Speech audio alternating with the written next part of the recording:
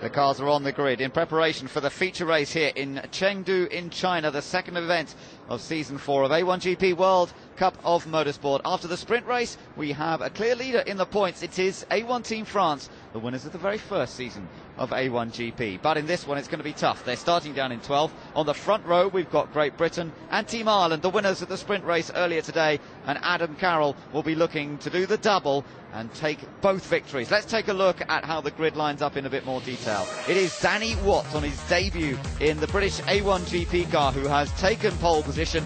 Now he's looking for his first win to back up the third place he had earlier on today. But Adam Carroll will be tough to beat, and he starts this standing start, remember, from the outside of the front row, but he has a good line into the first corner from there. Portugal and Switzerland line up together on the second row. South Africa and Malaysia, Faraz Fawzi up for some good points here in this race. Monaco and the Netherlands next up, then Australia and Brazil. Guimaraes very fast earlier today. USA, Marco Andretti making his debut, Nicholas Prost alongside, then Lebanon and Mexico, New Zealand and India. China back in 17th ahead of Indonesia, and then towards the back it's Italy and Korea.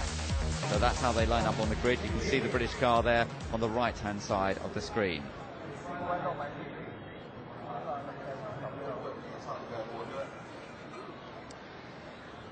So just getting ready now for the rest of the build-up and the national anthem of China.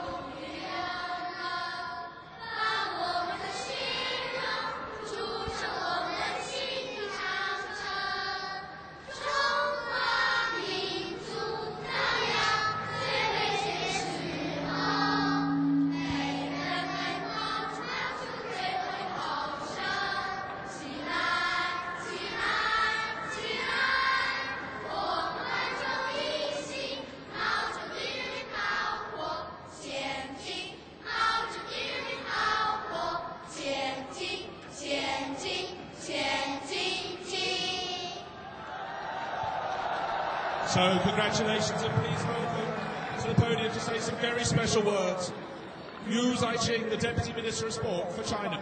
好，我们现在呢邀请我们国家体育总局副局长于在清先生呢为我们的发车仪式呢要开始下达发车命令。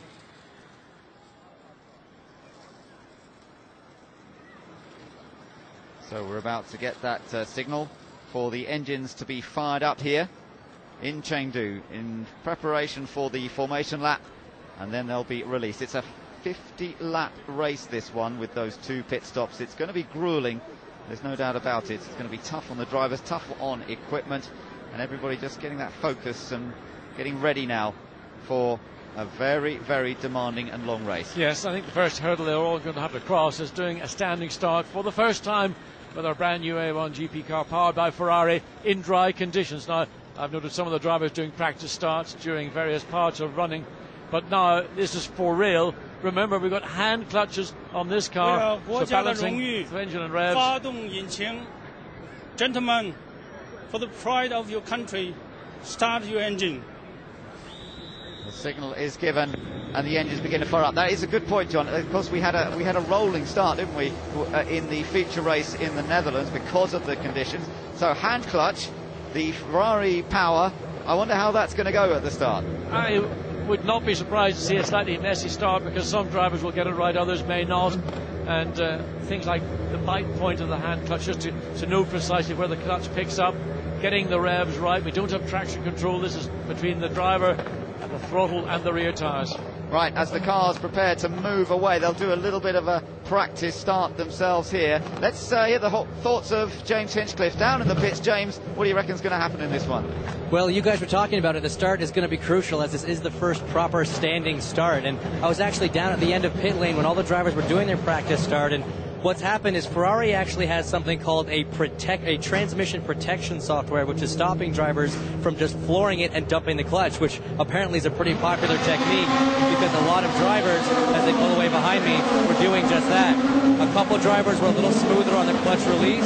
They had much better starts. I got my money on Ireland's Adam Carroll and Switzerland's Neil Yanni to make up positions in the quarter one. Okay, well, we'll see what happens when they do get away. They got away smoothly enough. One or two seem to stutter a little bit away there, but generally they've all got away cleanly on this final formation lap.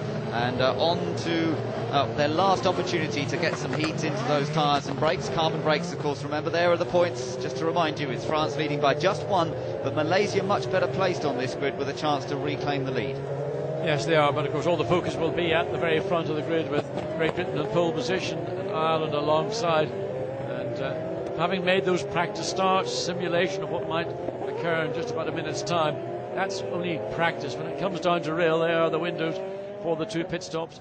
When it comes down to the real deal, sometimes all that rationale, logic seems to slip away. Yeah, that's right. We'll see what happens. Those 2 pit stops that have to be made either between laps 8 and 16. Well, they have to do their first pit stop then, but then a second pit stop as well between laps 24 and 32. And teams who are neighbouring one another in the pit lane may well have talked to each other to decide when they will come in. Try not to block one another in those pit stops, but it will depend on what's going on. If there's a safety car, the pits will actually be closed. They have determined that you're not going to be able to just dive in if the safety car comes out. You'll have to wait until the signal's given that the pit lane is open. British crew watching nervously at the moment. You saw James Winslow down there. He's the rookie driver for the team. Hasn't actually had a chance to drive this new car as yet, because of course Danny Watts still counts as a rookie. Yes, it does.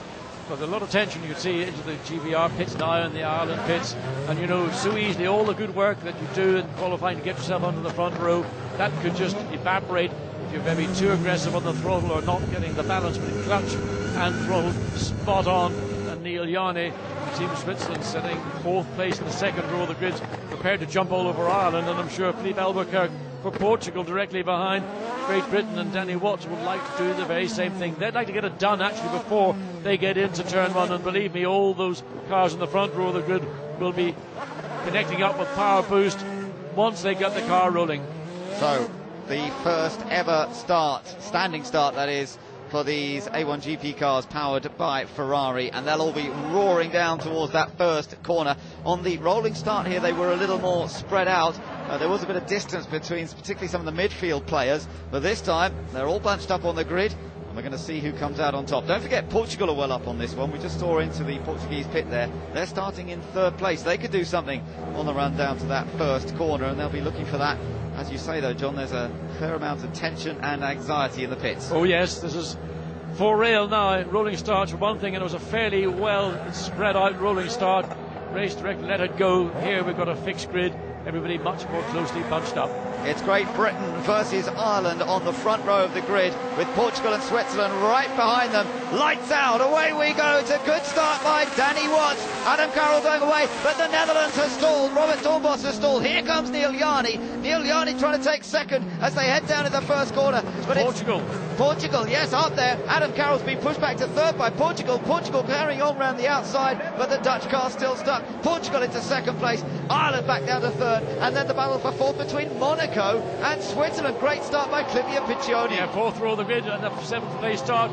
But you look side by side, trying to get around the outside of the Monaco car. Nothing really. Safety car about to be deployed because the Netherlands car is stuck on the grid. So when they come around to compete this lap, they'll be then following in line behind the safety car. So a great start by Danny Watts up front, but Adam Carroll not quite so quickly away. And there is the car of poor Robert Doornbos. Great 2nd place in the sprint race, but now right at the back. I wonder if they can bump start him and actually get him into this race. I don't know. It's not looking very promising at the moment. The leader, Danny Watts, heads down into the chicane, followed by Philippe Albuquerque of Portugal, Adam Carroll for Ireland, but the safety car will pick them up as they come down the main straight.